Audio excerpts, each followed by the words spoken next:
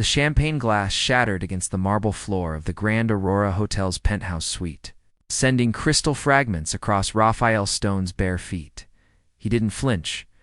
The physical pain felt better than the hollow ache that had been eating him alive for months.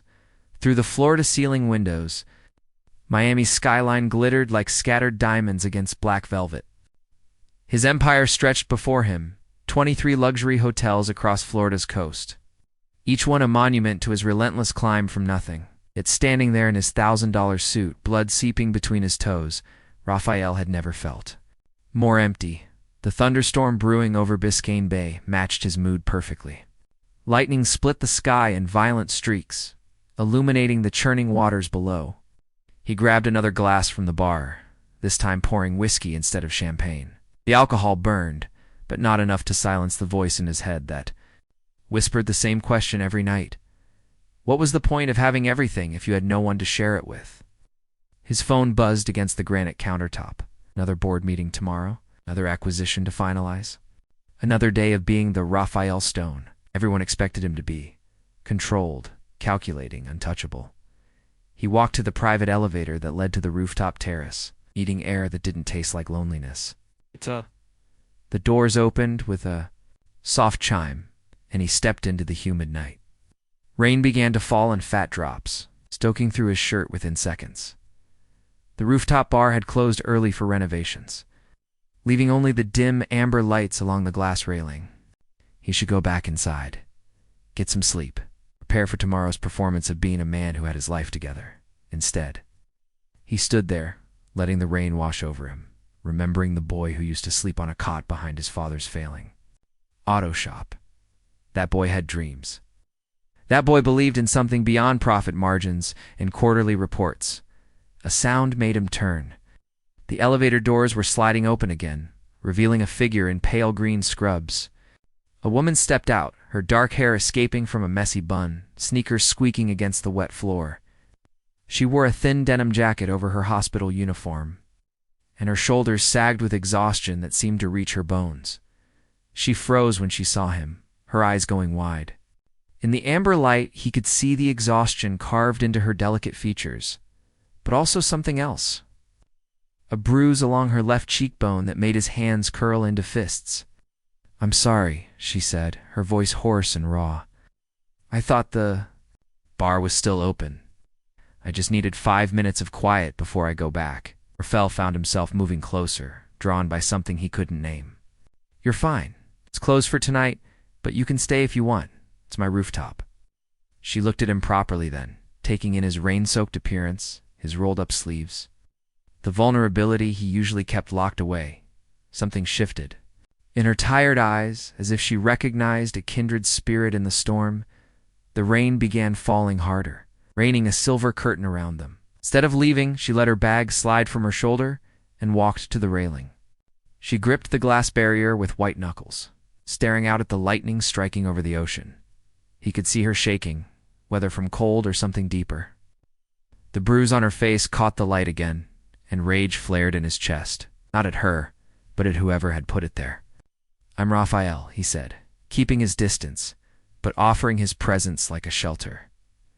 "Emma," she replied softly. "Dr. Emma Leinhart. I work at Miami General, emergency medicine." He guessed, noting the controlled way she held herself, like someone used to life-and-death decisions. She nodded, her laugh bitter. "Tonight was rough. Sometimes I wonder if I'm saving lives or just prolonging suffering." The raw honesty in her voice hit him like a physical blow. When was the last time someone had spoken to him without calculating what they could gain? When had anyone shown him their real face instead of a mask designed to impress? "Did someone hurt you?" He nodded, toward the bruise, his voice gentler than he'd intended. Her smile was broken. "Not in the way you mean. Family blamed me tonight for not saving their 16-year-old son. He'd been stabbed outside a club. I tried everything. But sometimes everything isn't enough." She wiped at her eyes quickly, embarrassed by the tears. "Sorry, I don't usually dump my problems on strangers." "Dump on me," Raphael said, without thinking. "I have nowhere to go tonight, no one waiting. You can talk." She turned to look at him fully. searching his face in the dim light. The rain fell. Harder, wind-pushing droplets sideways across their skin, but neither moved. "You're alone too?" she asked quietly. "Always." She didn't ask more. Instead, she leaned against the railing, her shoulders trembling with silent sobs that she was trying so hard to contain. He stood beside her, not touching, just offering his presence in the storm. "Sometimes," she whispered, "I wonder if it's worth it. The endless hours, the pain, watching people die despite everything I do." "You do save people," he said softly. "You will again. You just can't save everyone." She let out a shaky breath. "What about you, Raphael? What do you do that puts you on? A rooftop alone at midnight?" "I make sure everyone else has a place to sleep," he said, his smile tinged with bitterness. "But I don't sleep well myself. Are you the manager here?" Something like that. The rain slowed to a gentle drizzle, mist curling around the glass railing. She turned to study his face in the golden light, and he felt exposed in a way that terrified and thrilled him.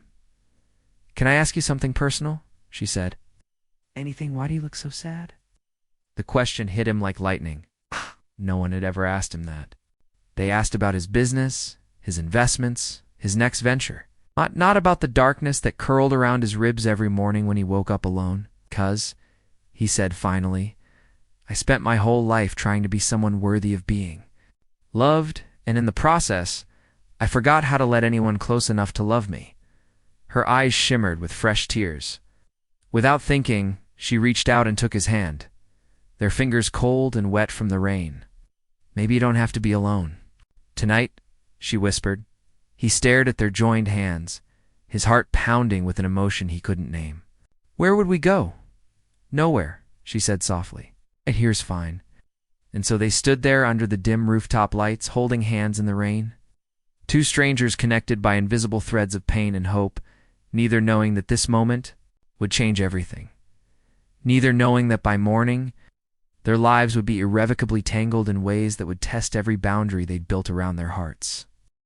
6 weeks later, Emma's hands shook as she stared at the plastic stick on her bathroom counter. 2 pink lines, clear as Judgment Day. Pregnant, the word echoed in her mind like a death knell as she sank onto the cold tile floor of her cramped apartment. The fluorescent bulb above flickered, casting harsh shadows across her face. She'd been so careful, so methodical about everything in her life. How had this happened? But she knew exactly how. That night on the rooftop when Raphael's grief had matched her own, when his touch had felt like salvation. When they'd gone back to his penthouse and made love with a desperation that felt like drowning and breathing at the same time. She'd left before dawn, slipping out while he slept, because she knew better than to believe in fairy tales. Rich men didn't fall for exhausted emergency room doctors with nothing to offer but student debt, dark circles under their eyes.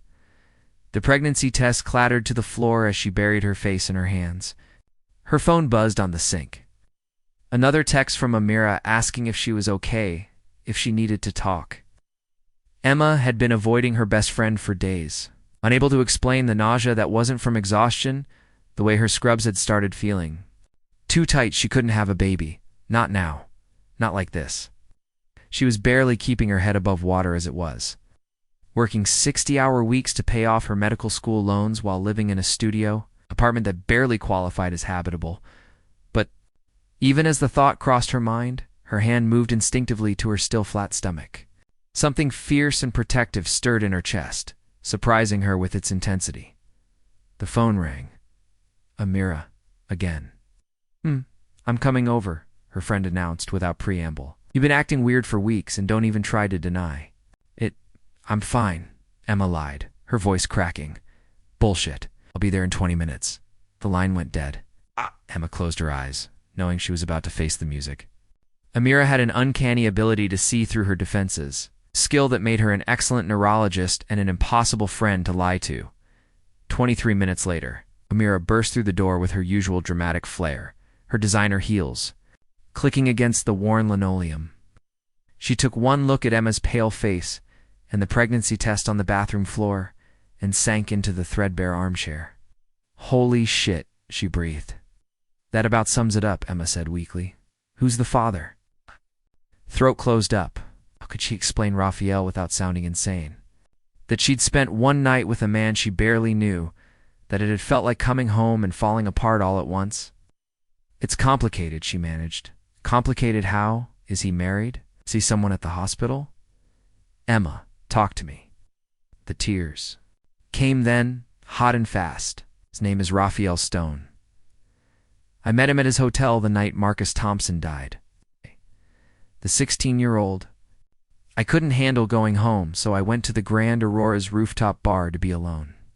But it was closed, and he was there, and she trailed off, unable to find words for what had happened between them. Amira's eyes went wide. Raphael Stone?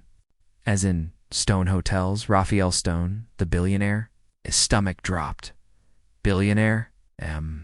He owns half the luxury hotels in Florida. His net worth is in the hundreds of millions. You didn't know? The room tilted sideways. He said he made sure people had places to sleep. Thought he was a manager or something. Oh, honey. Amira's voice was gentle now, pitying. This is bad. You think I don't know that? Emma snapped, then immediately felt guilty. I'm sorry. What am I supposed to do? Call him up and say, hey, remember that one night 6 weeks ago? Surprise.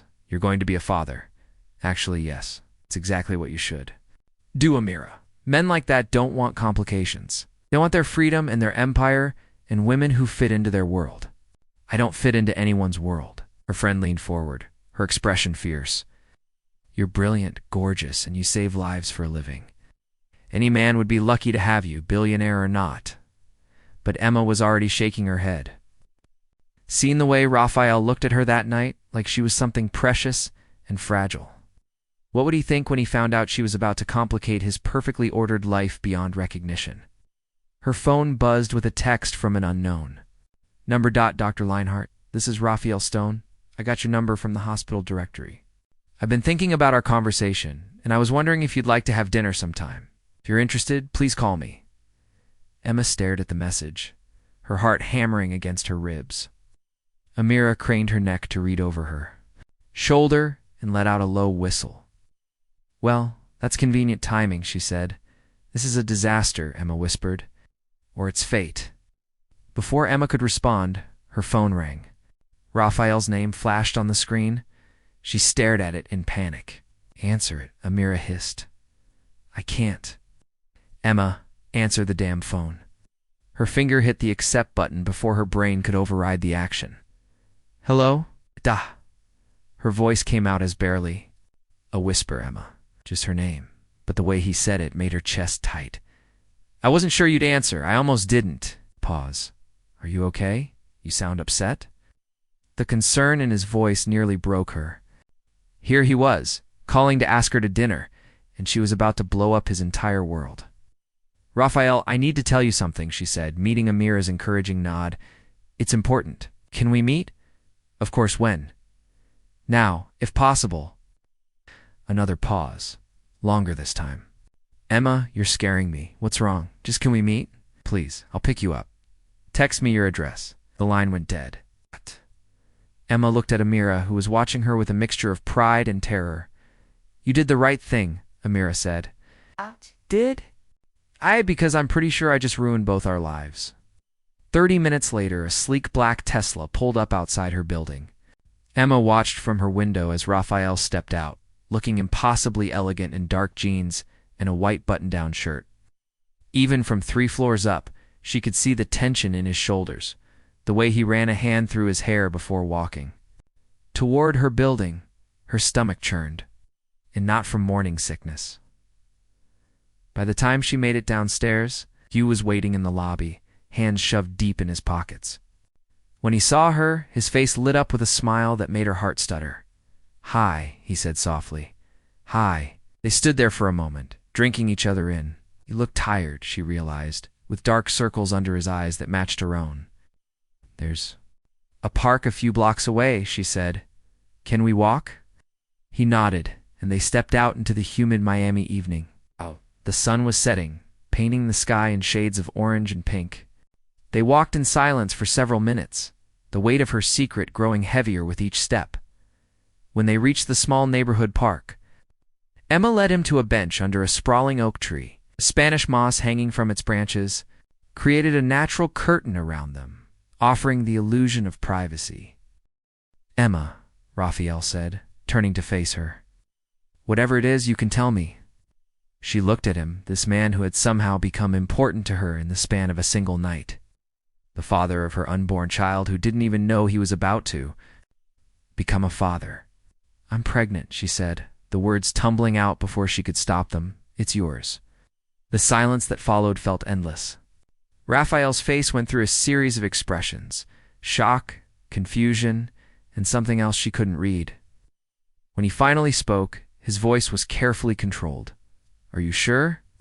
"Yes, I took 3 tests. And before you ask, there hasn't been." "Anyone else?" "Not for months before you, and no one since?"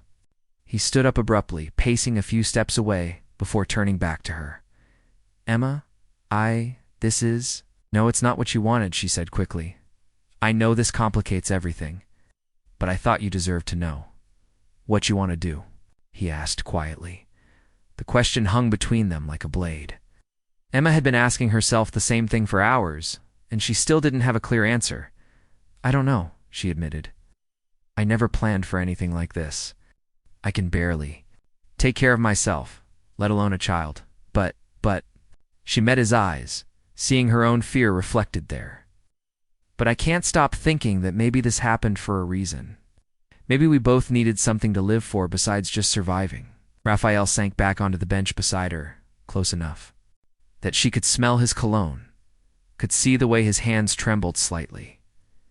"Emma," he said, his voice rough with emotion, "I need you to know something.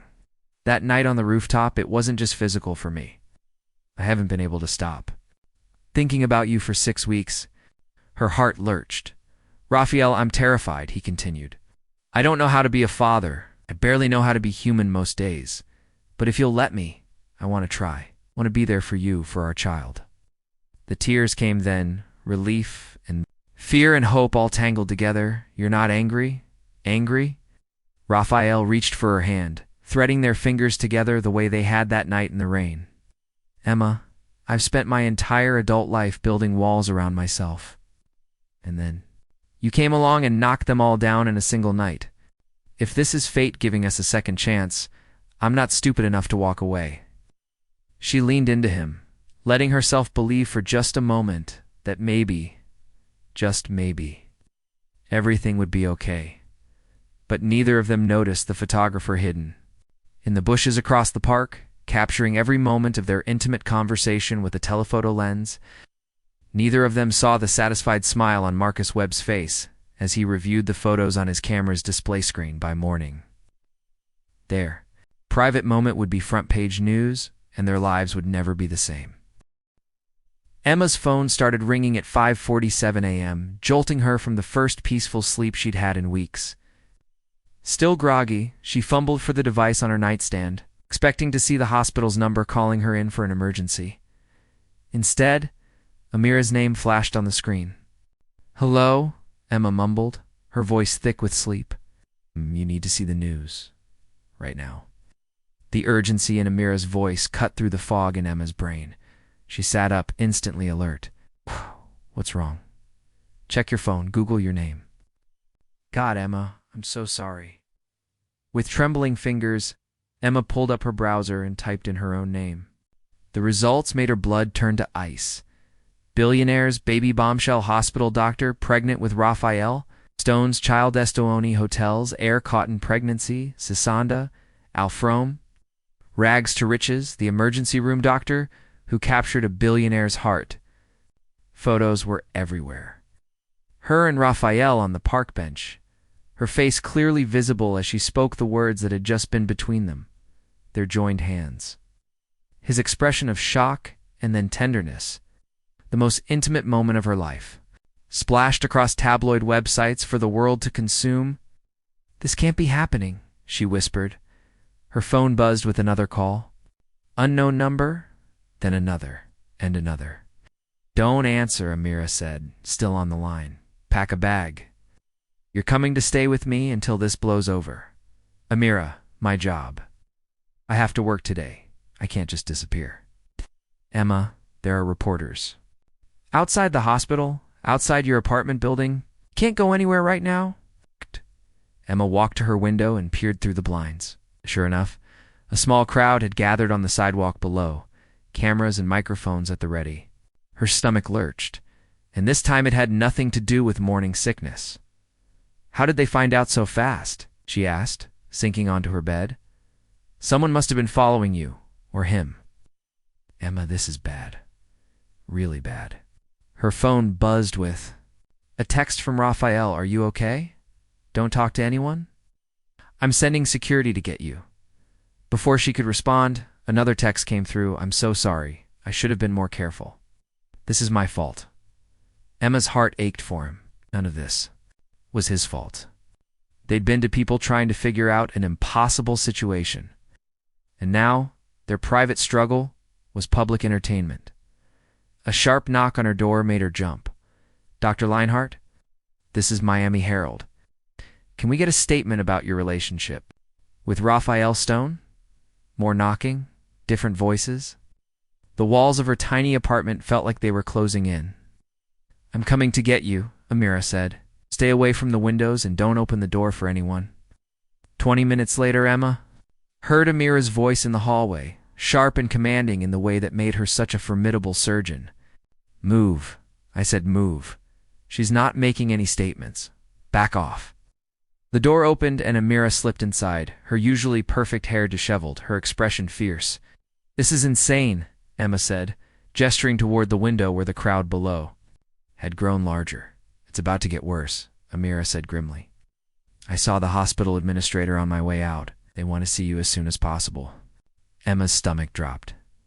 They're going to fire me. Not if I have anything to say about it. But Em, you need to be prepared. This story has legs. It's not going away anytime soon. Her phone rang again. This time it was Raphael. Emma, thank God, he said when she answered. Are you safe? I'm trapped in my apartment with a dozen reporters outside. Does that count as safe? I have security on the way. They'll get you out of there. Raphael, this is insane. How do they even know about this? We were careful. Apparently not careful. Enough. Someone was watching us, taking pictures. Emma, I need you to know that I had nothing to do with this. I would never expose you like this. The pain in his voice made her chest tight. I know. I don't blame you. My lawyers are already working on this. We'll find out who leaked the story and make them pay. Doesn't matter now, Emma said wearily. The damage is done. His voice softened. I know this isn't how either of us wanted things to happen, but I meant what I said last night. I want to be part of this, part of your life. The media circus doesn't change that. Before she could respond, Amira was tugging on her arm, pointing toward the window. A black SUV with tinted windows had pulled up outside, and two men in dark suits were making their way through the crowd of reporters. Your rescue squad is here, Amira said. Emma's phone buzzed with another call. This time it was Dr. Patricia Martinez, the chief of emergency medicine. I have to take this, Emma told Raphael. It's my boss, Dr. Leinhart. Dr. Martinez's voice was clipped and professional. I need to see you in my office immediately, Dr. Martinez. I understand this situation looks bad. But immediately, Emma. Don't make this harder than it already is. The line went dead. Emma looked at Amira, who had heard enough of the conversation to understand. They can't fire you for being pregnant, Amira said. That's illegal. They're not firing me for being pregnant. They're firing me for bringing scandal to the hospital. A sharp knock interrupted them. Dr. Leinhart, this is Stone Security. Mr. Stone sent us to escort you out safely. Emma opened the door to two professional-looking men who could have been Secret Service agents. The taller one stepped forward. Ma'am, we have a vehicle waiting. We can get you out of here without the media following, but we need to move quickly. Where are you taking me? Wherever you'd like to go. Mr. Stone suggested his private office, but the choice is yours. Emma looked at Amira, who nodded encouragingly. Go. Handle your work situation first. then deal with Raphael. I'll take care of your apartment and field. Any calls? The trip through the crowd of reporters was surreal. The security team formed a human shield around her, their bodies blocking the cameras and microphones thrust in her direction. She heard her name being shouted, questions about Raphael, about the pregnancy, about their relationship. Dr. Leinhart, is it true you're having twins? Emma, how long have you been seeing Raphael Stone? Is this a publicity stunt for the hospital? She kept her head down and let the security team guide her to the SUV. Once inside, the noise faded. To a dull roar, behind the bulletproof glass. Where to, ma'am? The driver asked. Miami General Hospital, she said, her voice steadier than she felt. The ride took 15 minutes, long enough for Emma to see that the story had exploded across social media. Her phone was flooded with friend requests, messages from old classmates, and interview requests from news outlets she'd never heard of. One message caught her attention. From her brother Theo, saw the news. Call me when you can. I love you. At least her family was being supportive. She couldn't say the same for everyone else. The hospital's parking garage was mercifully empty of reporters. Though Emma suspected that wouldn't last long, she made her way to Dr. Martinez's office, her heart pounding with each step. Dr. Martinez was waiting for her, seated behind her desk with a grim expression. She was a woman in her early 50s, with iron-gray hair and the no-nonsense demeanor that had made her one of the most respected emergency physicians in the state. Sit down, Emma. Emma took the chair across from her, trying to project confidence she didn't feel. I assume you've seen the news, Dr. Martinez said. Yes. Is it true? Are you pregnant with Raphael Stone's child? Emma lifted her chin. My personal life is my own business, not when it becomes front-page news and reflects on this hospital. Emma, you're a good doctor. One of the best residents we've had. But this situation puts us in an impossible position. Are you firing me? Dr. Martinez sighed. The board met this morning. They're concerned about the media attention, the potential impact on our reputation. We serve a diverse community, and some of our donors are already expressing concern. What? That I'm pregnant? That I'm involved with someone wealthy? I don't understand what I've done wrong. You haven't done anything wrong.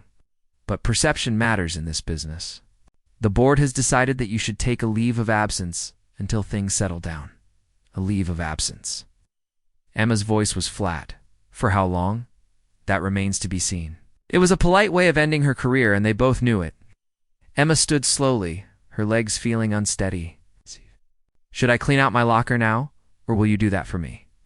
Emma, don't make this harder than it has to be. Take some time, let the media attention die down, and we can revisit this in a few months. But Emma was already walking toward the door. She turned back once, looking at the woman who had been her mentor for 2 years. Dr. Martinez, I've worked here for 60 hours a week, given everything I had to this place. I've saved lives, made difficult decisions, and never once let my personal life interfere with my work. The fact that you're punishing me for someone else's invasion of my privacy says more about this hospital than it does about me. She left before Dr. Martinez could respond, walking through the halls where she'd spent the last 2 years of her life. Colleagues avoided eye contact or whispered behind her back. The few who did speak to her offered awkward congratulations or empty reassurances that things would work out. By the time she reached the parking garage, Emma felt hollowed out. Like everything that had defined her had been stripped away in the span of a few hours. Her phone buzzed with a text from Raphael. How did it go? She stared at the message for a long moment before typing back. I need to see you. We need to talk. My office or somewhere private. Your office. I think privacy is a luxury we no longer have. As the security team drove her toward downtown Miami and Raphael's corporate headquarters, Emma tried to process the fact that her carefully constructed life had just imploded. Her job was gone, her privacy was destroyed, and she was carrying the child of a man she barely knew. But as they pulled up to the gleaming glass tower that housed Stone hotels, corporate offices, Emma felt something unexpected stirring in her chest. Not fear or regret, but a fierce determination. If the world wanted to make her story public, then she would make sure it was told on her terms. And if Raphael Stone thought this scandal would make her disappear quietly, he was about to learn just how wrong he was. The real fight was just beginning. Raphael's office occupied the entire top floor of the 40-story glass tower, with floor-to-ceiling windows offering a panoramic view of Miami's skyline. Under normal circumstances, Emma might have been intimidated by the opulent space, with its marble floors, custom furniture, and walls lined with awards and photographs of Raphael with world leaders and celebrities. Today, she barely noticed any of it. Raphael stood with his back to her when she entered, his shoulders rigid with tension, as he stared out at the city below. He wore a charcoal suit that probably cost more than she made in a month, but his usually perfect hair was disheveled, as if he'd been running his hands through it for hours. "They fired me," Emma said without preamble. He turned, and she saw her own exhaustion reflected in his dark eyes. "Emma, I'm so sorry. This is all my fault." "Stop apologizing," she said, her voice sharper than she intended. "I didn't come here for an apology. I came here because we need to figure out what happens next." Raphael moved toward her, stopping, just close enough that she could smell his cologne. "What do you want to happen next?" The question hung between them, loaded with implications neither was ready to address. Emma wrapped her arms around herself, suddenly feeling exposed in a way that had nothing to do with the media attention. "I want my life back," she said quietly. "I want to go to work and save lives and come home to my tiny apartment and not have strangers analyzing my every move." "But that's not possible anymore, is it?" Raphael said honestly. "It's not, Emma. Whether we like it or not, you're part of my world now, and my world doesn't allow for privacy. I never asked to be part of your world." "Neither did I," he said, his voice rough, "but here we are." Before Emma could respond, the office door opened, and a woman in an elegant black dress entered without knocking. She was tall and striking, with platinum blonde hair and the kind of confidence that came from old money and older privilege. "Darling," she said, her voice carrying a slight European accent, "we need to talk." Raphael's entire body went rigid. "Victoria, what are you doing here?" "Damage control," the woman said smoothly, her gaze sliding to Emma with barely concealed disdain, though I see I'm too late for that. Emma felt like she'd stepped into the middle of a conversation she wasn't supposed to hear. "I should go." "No," Raphael said quickly, reaching for her arm. "Stay, Victoria. Meet Dr. Emma Leinhart."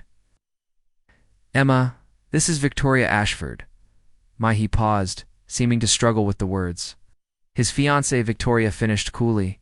The words hit Emma like a physical blow.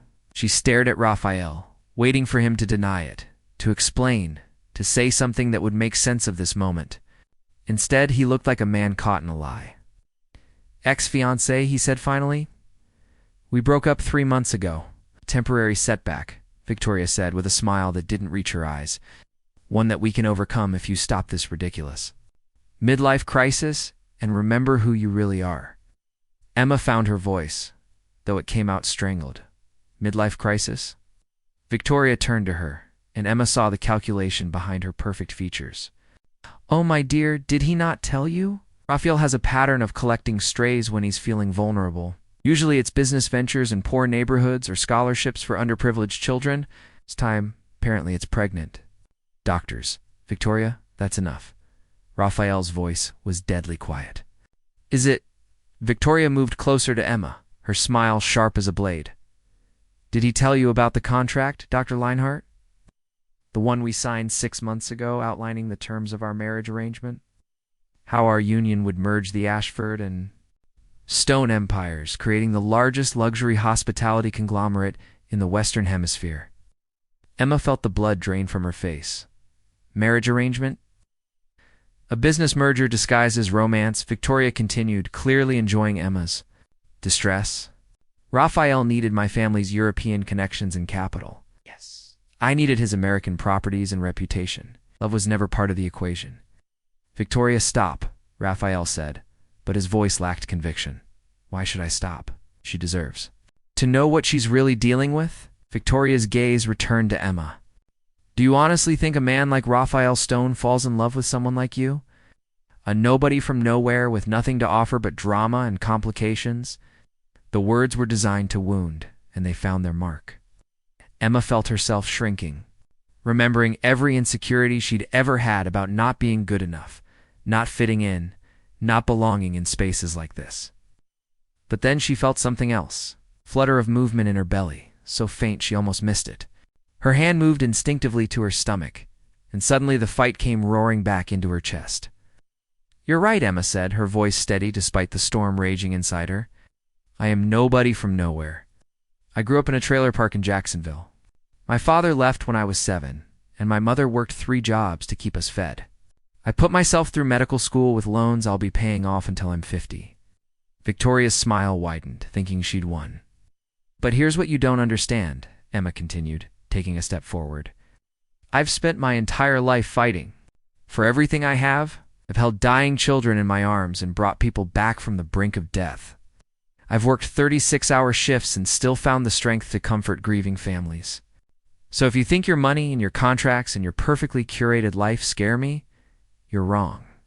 She turned to Raphael, who was watching her with an expression she couldn't read.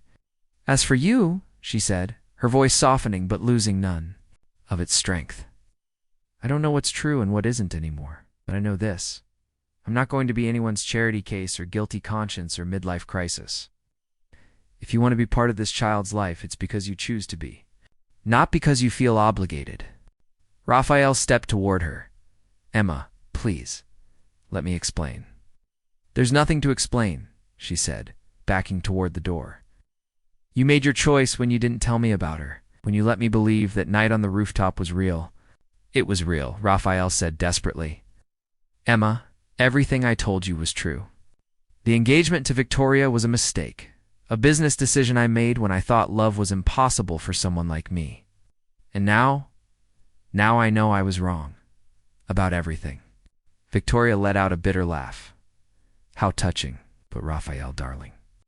You seem to have forgotten about the breach of contract clause. If you don't honor our agreement, you forfeit the Miami property portfolio. 23 hotels, gone. Is your little fling really worth destroying everything you've built?" Emma saw the truth in Raphael's eyes before he could hide it. The hesitation. The calculation. The moment when the businessman overrode the man. "I see," she said quietly. "Emma, no, it's not like that." But Emma was already walking toward the door. "Actually, it's exactly like that. And you know what? I'm glad I found out now, before I made the mistake of believing in fairy tales." She paused at the door, looking back at them both. Raphael stood frozen in the middle of his opulent office, while Victoria watched with satisfaction. 2 people playing games with other people's hearts. "For what it's worth," Emma said, "that night on the rooftop, when you told me you'd forgotten how to let anyone close enough to love you, you were right, and you still haven't learned." She left before either of them could respond, walking past Raphael's assistant and into the elevator with her head held high. It wasn't until the doors closed and she was alone that she allowed herself to fall apart. By the time she reached the ground floor, Emma had made a decision. She was done being a victim of other people's choices. If Raphael Stone wanted to choose his empire over their child, that was his loss. She would find a way to build a life for herself and her baby, with or without him. Didn't notice the black sedan that began following her? She didn't see Marcus Webb, the photographer who had started this mess, making a phone call from across the street. "It's done," he said into the phone. "She's alone and vulnerable, just like you wanted. When do you want me to make the next move?" The voice on the other end was calm, calculated. "Soon. Let her think she's safe first. The fall will be so much more satisfying that way." Emma walked away, unaware that her troubles were far from over, unaware that someone had orchestrated this entire situation from the beginning. Someone who wanted Raphael Stone to suffer, and had decided that destroying the woman he was beginning to love was the perfect way to do it. The game was just beginning, and Emma had unknowingly become the most important piece on the board. 3 weeks later, Emma stood in the bathroom of Theo's apartment, staring at her reflection in the mirror. Her brother had insisted she stay with him and the twins while the media storm raged. And for the first time in months, she looked like herself again. The dark circles under her eyes had faded, her skin had regained some of its color. The small bump of her pregnancy was finally visible beneath her loose sweater. She was 16 weeks along now, far enough to know that the flutter she'd felt in Raphael's office hadn't been her imagination. The baby was real, growing stronger every day. Somehow that knowledge had given her strength she didn't know she possessed. The doorbell rang. Emma heard Theo's voice in the hallway, followed by another voice that made her heart stutter. Raphael, she. Found them in the living room, Theo standing protectively near the door, while Raphael sat on the edge of the couch, looking more disheveled than she'd ever seen him. His usually perfect hair was unkempt, his designer clothes wrinkled, and there were shadows under his eyes that spoke of sleepless nights. Emma, he said, standing when he saw her. Thank you for agreeing to see me. I didn't agree to anything. She replied coolly. Theo didn't tell me you were coming. Theo had the grace to look sheepish. I thought you should hear him out. He's been calling every day for 3 weeks. And I've been ignoring those calls for a reason. Raphael winced, but didn't back down, Emma. Please, just give me 5 minutes. So you can explain how your business empire is more important than your child? I think Victoria made that pretty clear. Victoria lied, Raphael said, his voice raw with desperation. About the contract? About everything? Emma, I broke the engagement the day after I met you on that rooftop. She's been trying to get me back ever since. Emma crossed her arms, fighting the part of her that wanted to believe him. In the hotels? The breach of contract clause? Real, he admitted, but Emma, I don't care. I've spent the last 3 weeks liquidating other assets, restructuring debt, doing everything I can to break free from that agreement. I'd rather lose every hotel I own than lose you. The words hit her like a physical blow, sank into the armchair across from him, trying to process what he was saying. You're lying, she whispered. I'm not. Raphael pulled out his phone, scrolling through what looked like legal documents. I can show you the paperwork. The dissolution of the engagement contract, the restructuring agreements, everything. Emma, I meant what I said that night. I spent my whole life building walls, and you tore them all down in a single moment. Theo cleared his throat. I'm going. To check on the twins, he said, giving Emma a meaningful look before disappearing down the hallway. Emma stared at Raphael, searching his face for any sign of deception. Why should I believe you? You let me walk out of your office thinking you'd chosen your business over our child. 'Cause I was a coward, Raphael said simply. 'Cause for 35 years I've defined my worth by what I owned instead of who I loved. Because when Victoria threatened to take it all away, my first instinct was to protect what I'd built instead of fighting for what I'd found.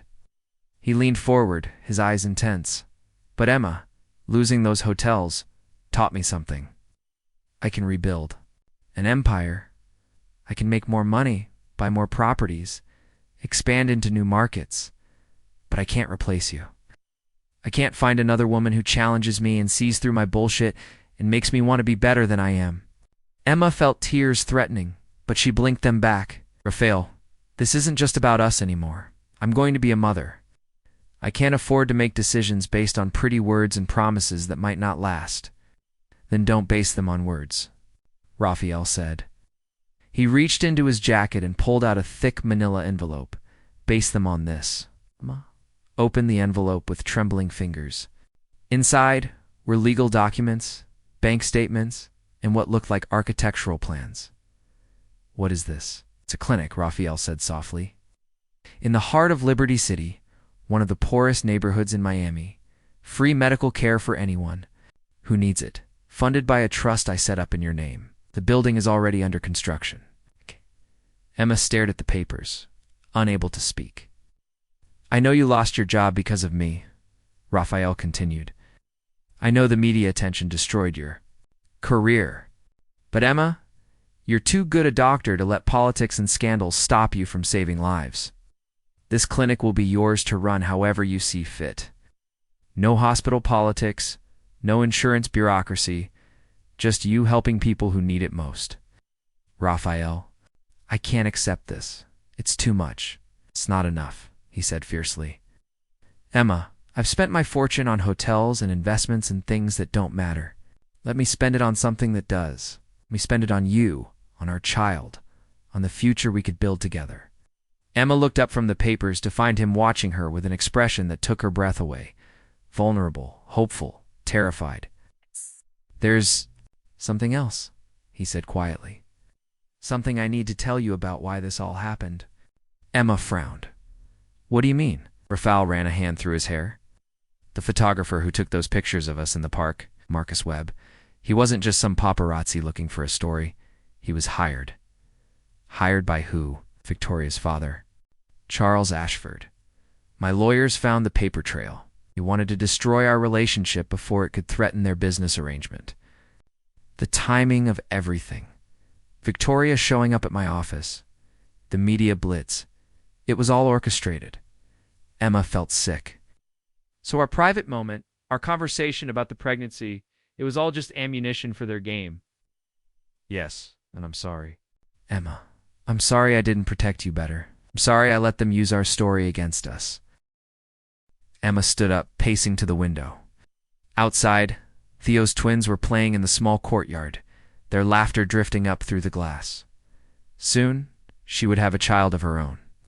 Soon, she would be responsible for protecting an innocent life from the kind of manipulation and cruelty that had nearly destroyed her own.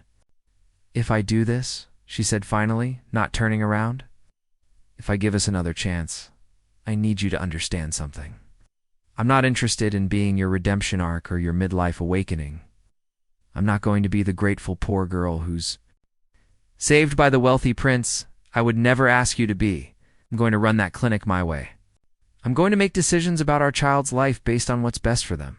It's not what's best for your image or your business. If you ever choose anything over this family again, I won't give you another chance." Raphael stood and walked to her, stopping just behind her shoulder.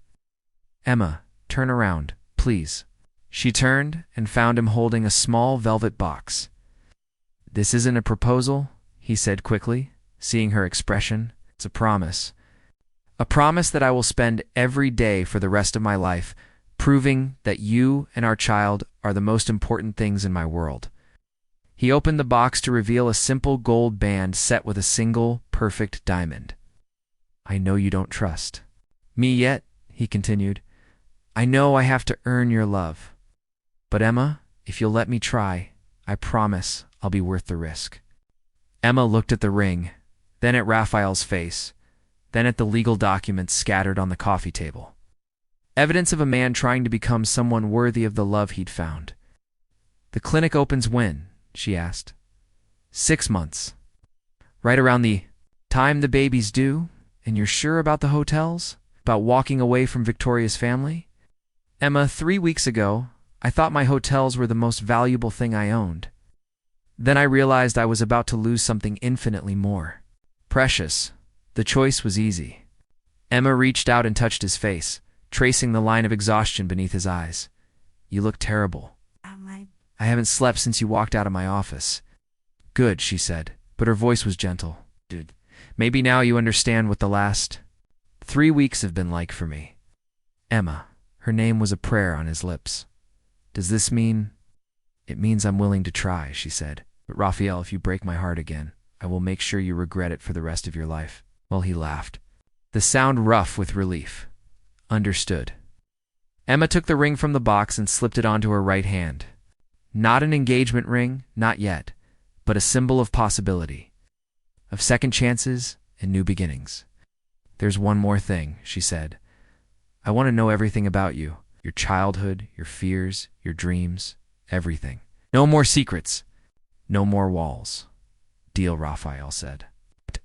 "But I want the same from you. Deal." He pulled her into his arms then, holding her as if she might disappear. Emma let herself melt into his embrace, feeling the baby flutter between them like a blessing. 6 months later, Emma stood in the bright, modern examination room of the Lionheart Community Health Clinic, her newborn daughter sleeping peacefully in her arms. Isabella Stone Lionheart had arrived 2 weeks earlier, perfectly healthy and already showing signs of her father's stubborn determination. Raphael appeared in the doorway, still slightly out of breath from running across town from a city council meeting about expanding the clinic's services. "How's our girl?" he asked softly, crossing to press a kiss to Emma's forehead. "Perfect," Emma said, looking down at their sleeping daughter. "Just like her father." "I'm not perfect," Raphael said, settling into the chair beside her. "But I'm yours." Men looked at him, this man who had kept every promise he'd made, who had held her hand through 16 hours of labor, who had cried when Isabella took her first breath, who had already started planning college funds and family vacations and all the ordinary miracles of a life built on love instead of contracts. "Yes," she said finally, "you are." Outside, the sun was setting over Miami, painting the sky in shades of gold and pink. In 6 months, they would be married in a small ceremony at the clinic, surrounded by the community they served and the family they'd built from nothing but hope and determination. But for now, Emma was content to sit in this quiet moment, holding the two people who had taught her that sometimes the best things in life came from the most unexpected places. Sometimes love found you in the middle of a storm, when you were both at your lowest point, and lifted you higher than you ever imagined possible. Sometimes fairy tales were real, even for nobody from nowhere with everything to lose and everything to gain. The end.